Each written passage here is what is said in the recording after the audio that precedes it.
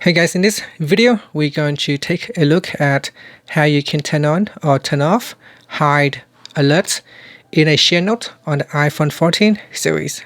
First, let's go back to the home screen by swiping up at the bottom of the screen. On the home screen or in the app library, open up the Notes app. Next, from the folders, tap on the Share folder and then touch and hold on a share note. From the pop-up menu, tap on Manage Share Note. Then in here, tap on the Hide Alerts toggle button to switch it off or turn it on.